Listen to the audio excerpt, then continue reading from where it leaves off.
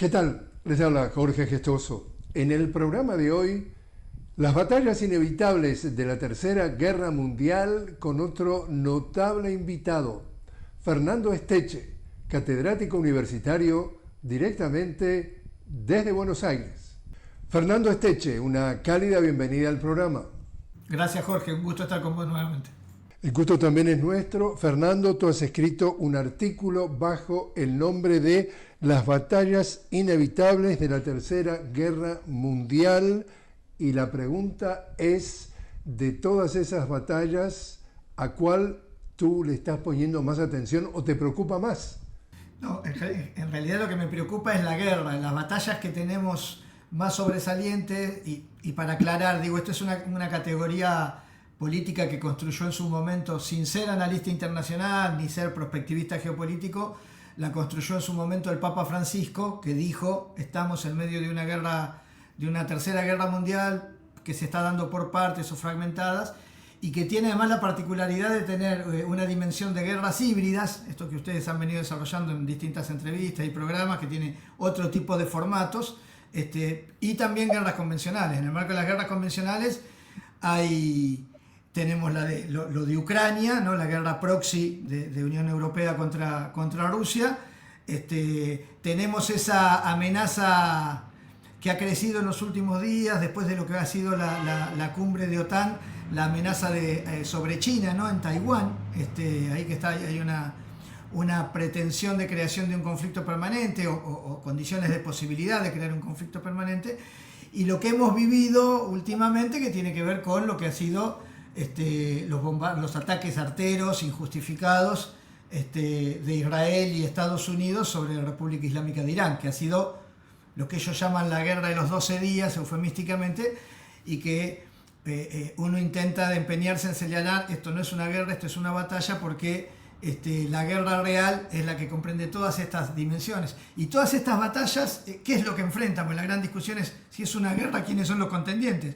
Bueno, ahí no se trata de naciones, no son tal país contra tal país, las viejas categorías que nosotros usamos, sino que lo que está en guerra abierta, y no debemos ilusionarnos de que esté terminando, ni de que sea una crisis gestionable, sino que estamos viviendo las primeras batallas de esta guerra. Es una guerra entre el viejo orden unipolar del globalismo financiero, atlantista, del esquema del hegemón occidental, encabezado por Estados Unidos, y el nuevo orden emergente que ya se instala en el mundo de manera inapelable. Bueno, por estos días están las cumbres BRICS y todas estas cuestiones que están sucediendo. Y digo, la guerra real es esa, es el viejo orden declinante, que podemos llamarlo de distintas formas: es el occidente, es el atlantismo, concretamente es el hegemón imperialista norteamericano y todo su enclave, ¿no? Las viejas élites europeas con Israel en el Asia Occidental, y la emergencia de este nuevo orden, que lo podríamos definir con lo que es Organización de Cooperación de Shanghái, el euroasianismo encabezado por Rusia, pero fundamentalmente el nuevo orden hace, más allá de la institucionalidad, hacia una nueva forma de comprender la posibilidad de reproducción civilizatoria de la humanidad, que es, a partir de las asimetrías, empezar a hacer relaciones binacionales o internacionales o multipolares, de convertir esas sinergias, esas asimetrías en sinergias, y respetar las soberanías. Y hay una clave que creo que es la que nos permite pensar un mundo posible, porque el viejo orden declinante, si eso es lo que se impone, y eso es lo que triunfa, y eso es lo que sigue produciendo y reproduciéndose, estamos enfrentando entonces un abismo civilizatorio, ¿no? Como diríamos en el Río de la Plata, entonces, Fernando, porque tú hablabas de guerras, por ejemplo, la OTAN con Rusia, el tema del Medio Oriente, y como diríamos en el Río de la Plata, y por el barrio, ¿cómo andamos? ¿Qué está pasando en América Latina? No, en América Latina nosotros nos encontramos, justamente, hay una de las tesis fundamentales sobre la que siempre trabajamos, es lo que llamamos el hegemón declinante. Eso es obvio, eso lo plantean los propios analistas de Occidente, no es propaganda de izquierda o antiimperial, eso lo dicen ellos. De hecho, el American Primero, o hagamos de grande América Primero, tiene que ver con eso. en esa desesperación, y producto de eso es esta guerra mundial, ellos no se van, no aceptan la declinación y se van. Van a hacer todo lo posible por quedarse. En un sentido plantean caotización, plantean militarización, plantean financiarización. En ese marco plantean un redespliegue sobre América Latina, sobre nuestra región, de volver a reinstalarse e intentar fortalecerse desde ahí y alimentar sus cadenas de suministros. Y en este sentido, salvo honrorísimas excepciones muy heroicas, las que están haciendo el pueblo de Cuba, de Venezuela, de Nicaragua, como pueblos y como gobierno, ¿no?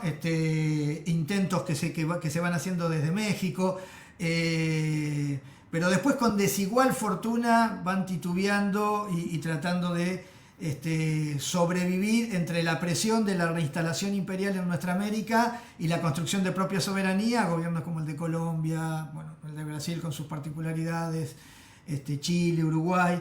En general, en el corto plazo, el hegemón norteamericano ha sido bastante efectivo en reconstruir una reinstalación, una contraofensiva en la región. Tengo la expectativa de que los pueblos puedan resolverlo esto en el mediano plazo, pero en el corto plazo te digo, mirá, salimos de unos BRICS, de un Mercosur, una cumbre que resolvió, por ejemplo, y celebró como acuerdo, como gran cosa, como gran logro del Mercosur, un acuerdo un tratado de libre comercio con la, espera que no me acuerdo la EFTA, ¿no? Que son Islandia, Liechtenstein, Suiza y Noruega. Estamos hablando de lavado de guita, y concretamente lo digo en criollo latino rioplatense.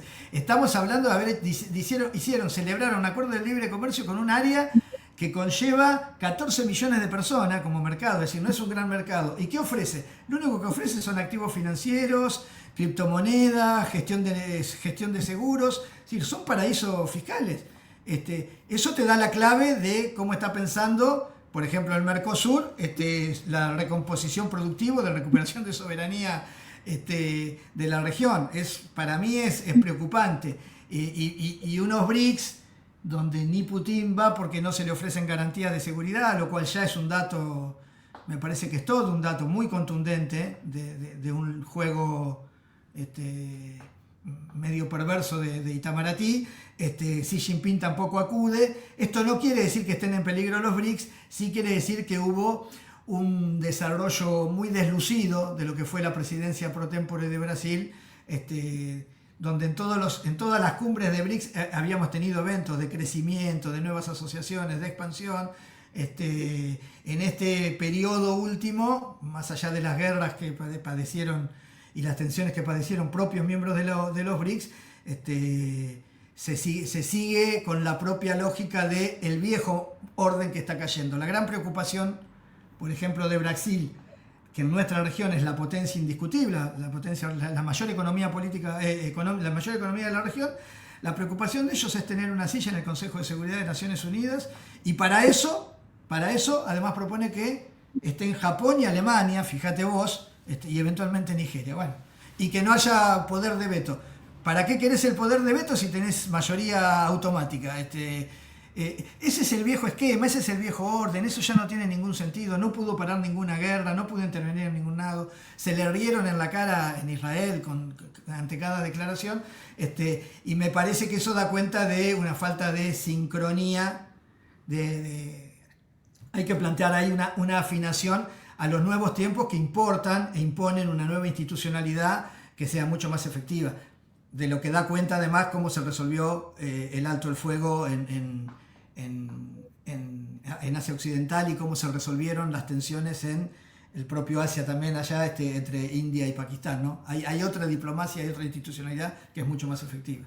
Y vuelvo a lo que tú mencionabas, este tema que tú decías, en realidad la Tercera Guerra Mundial es entre el mundo unipolar y el nuevo mundo multipolar que está desarrollándose, porque tiene que ver, lo que te comento, con una declaración de Gustavo Petro que hizo recientemente en una reunión, en una cumbre sobre desarrollo en España, que ahí criticó abiertamente a Occidente y decía, Occidente que piensa que nuestro mundo, digamos el mundo latinoamericano, y usa la palabra es inferior, y ellos se creen superiores, y dice él, y utilizan a los migrantes como trampolín político, y al mismo tiempo denuncia, o sea, los ataca, arremete y dice, pero no hablan absolutamente nada de que no atacan, dice él, el CO2, o sea,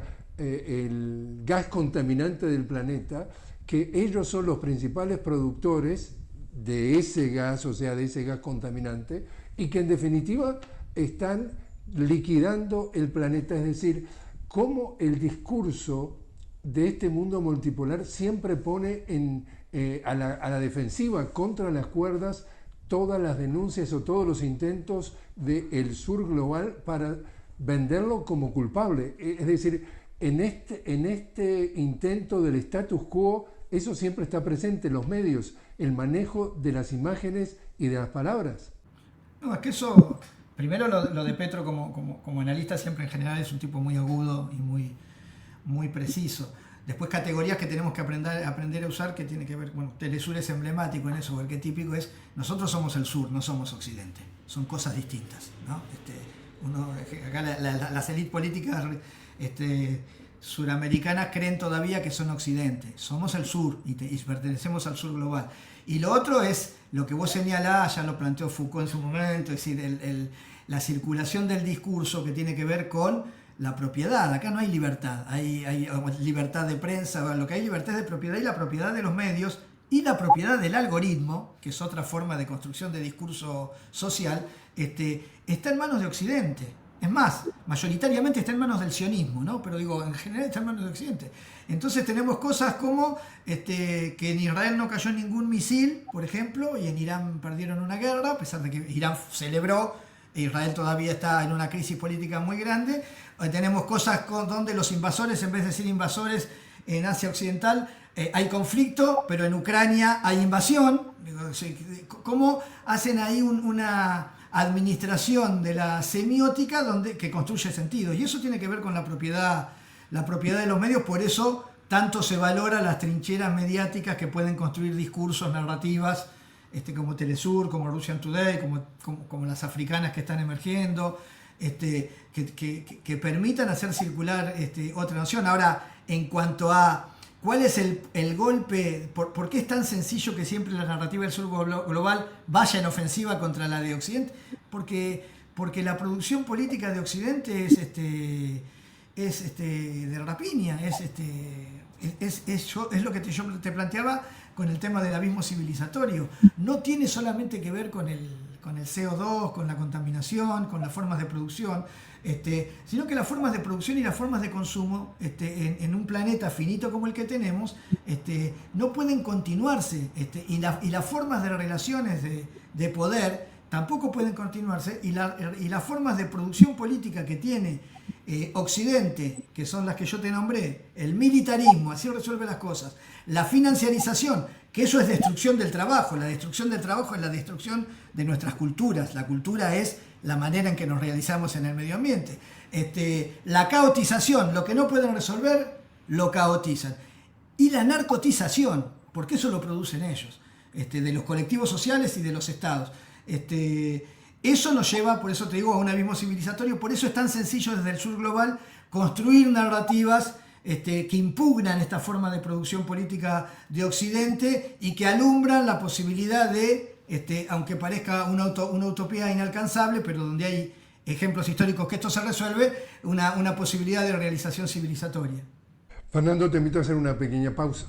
Estamos hablando con Fernando Esteche directamente desde Buenos Aires sobre su artículo titulado Las batallas inevitables de la Tercera Guerra Mundial. Fernando, catedrático universitario. Ya regresamos.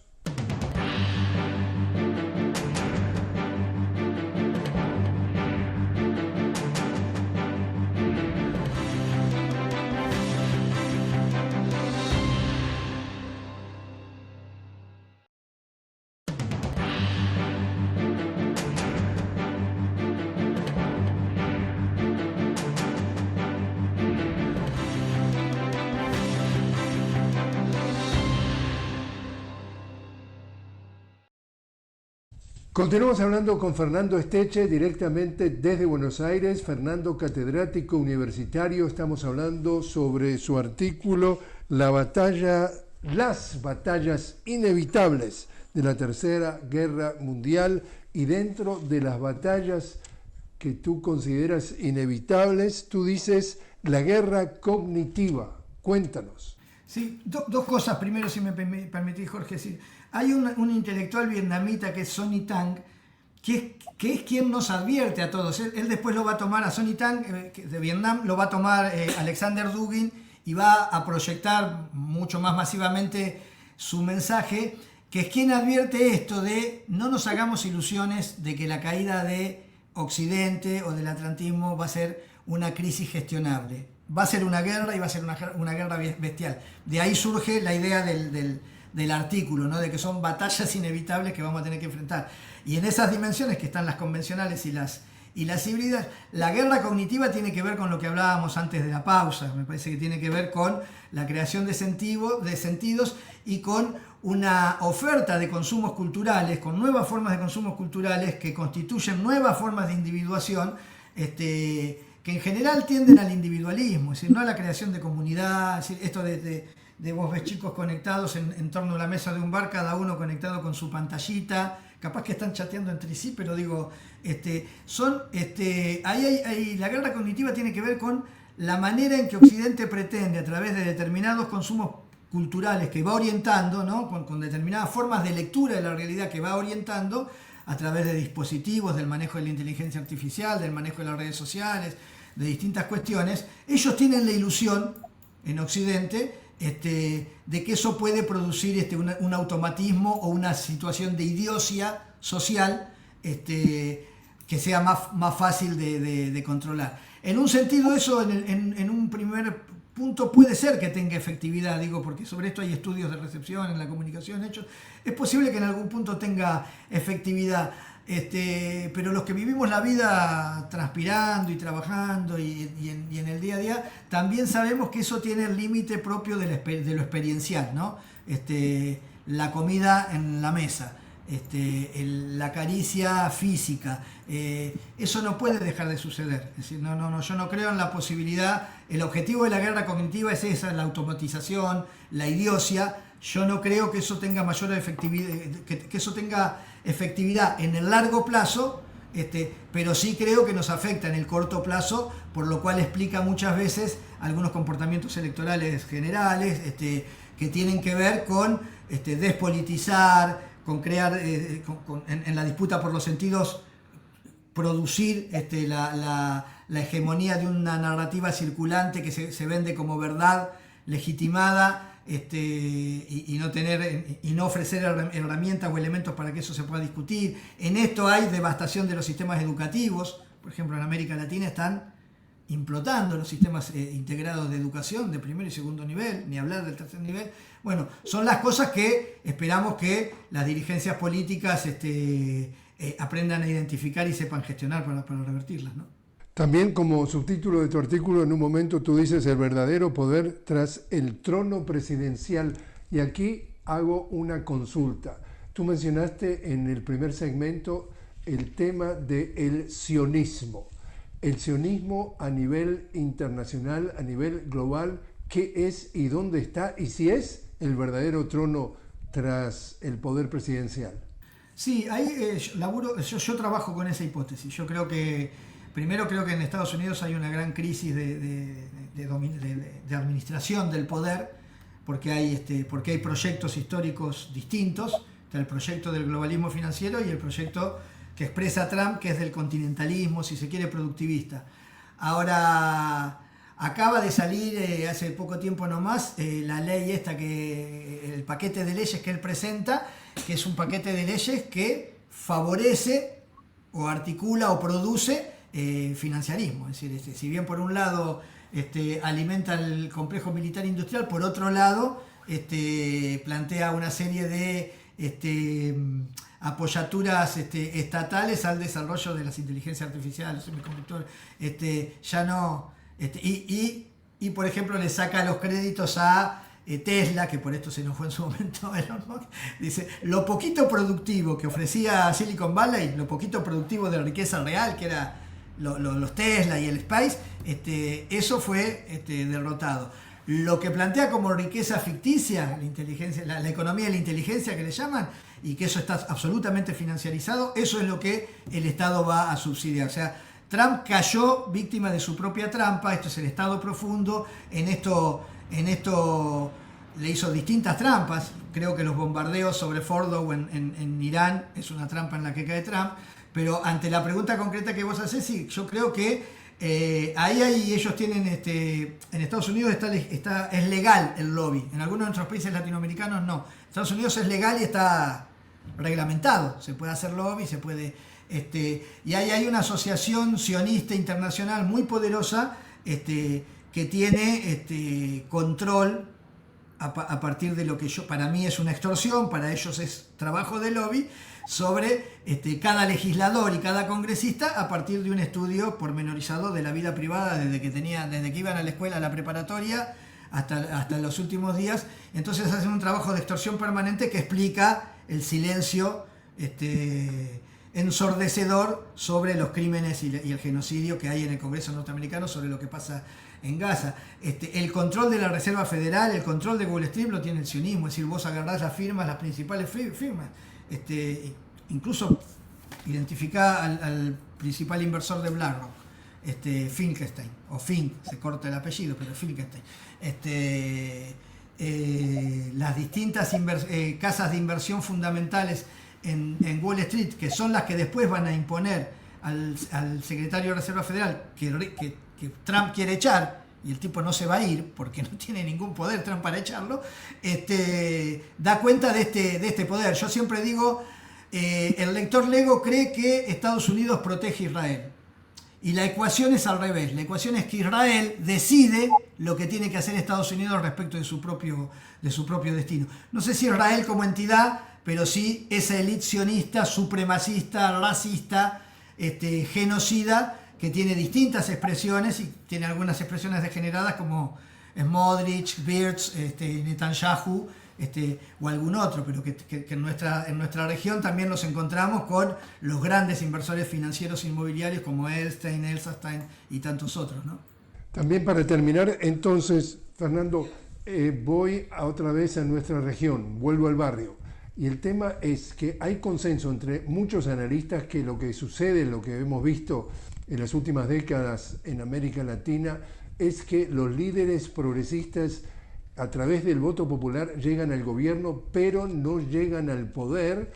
Acordate, y le recordamos a nuestra audiencia, que América Latina es la región del mundo, según Naciones Unidas, con la mayor disparidad en la distribución del ingreso. Entonces, en realidad, llegan al gobierno, pero el poder sigue en las instituciones que ellos continúan dominantes, esa oligarquía, ya sea nacional o internacional.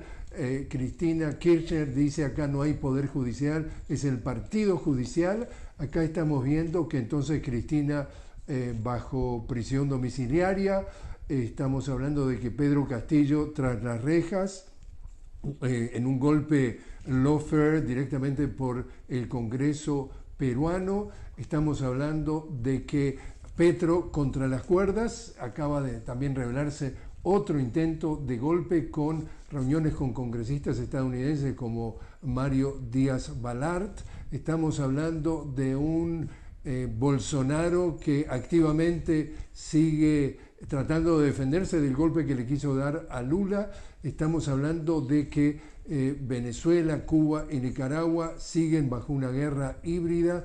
Estamos hablando de que en México a Claudia Sheinbaum también le están tirando con misiles de grueso calibre. Entonces la pregunta es, en realidad, ¿qué etapa está viviendo América Latina con estos líderes progresistas que luchan contra la corriente y que la corriente tiene mucho poder? No, yo te digo, el progresismo creo que es es un pecado serio, de irresponsabilidad, porque peca de ingenuidad, además. No hay forma de congeniar y de asociarse al imperialismo, no hay forma de caerles bien, no hay forma de evitar la confrontación, por lo cual hay que asaltar los dispositivos de producción de poder y apropiárselos, apropiárselos como gestión de Estado.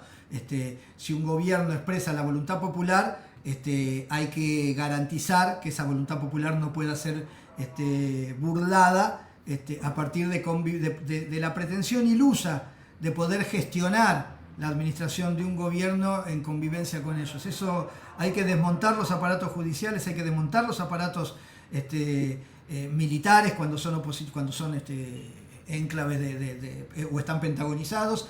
Hay que incluso arrasar con la élite política colonizada. Me parece que hay que plantear, Venezuela cuando llegó y Venezuela no podría decir hoy que tiene el poder, pero maneja gran parte del poder en Venezuela, y esto tuvo que ver con una revolución, tuvo que ver con una reforma constitucional y tuvo que ver con hacerse de los recursos fundamentales del Estado, y Nicaragua está en ese camino. Por eso están atacados como están atacados, o Cuba estuvo en ese camino. Cualquier otra administración que vos hagas, Uruguay, Colombia, Chile, en la pretensión ilusa de querer convivir y mantienen intactos dispositivos que son dispositivos de colonización, vas a terminar víctima de esos propios dispositivos. Cristina Kirchner hoy está metida presa por jueces que eligieron ellos. Nunca se planteó una reformulación del Poder Judicial, nunca se planteó un contrapeso de control sobre las medidas del Poder Judicial a través de otros poderes, sacando que hay una crisis estructural de lo que es la idea del tridente republicano y la división de poderes, porque hoy por hoy la derecha, que es mucho más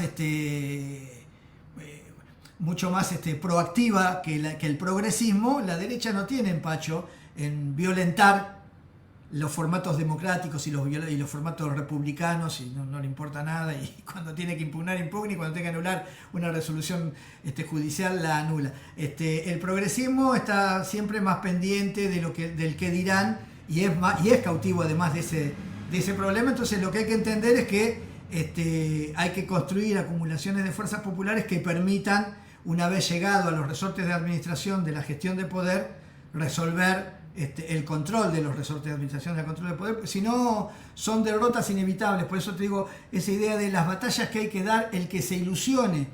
Si Petro, el comandante en jefe del portaaviones norteamericano terrestre más grande que hay en América Latina, Plan Colombia, si Petro en Colombia no resuelve la descolonización de sus Fuerzas Armadas, la descolonización de su Poder Judicial, la descolonización del sistema político y la desnarcotización del Estado, por más buenas intenciones que tenga, va a terminar cautivo que es lo que le pasa muchas veces, al punto de que termina impugnando las elecciones de Venezuela. Fíjate vos, esas no son casualidades, tiene que ver con los resortes de presión en los que operan estos gobernantes, ni hablar de Brasil, ¿no?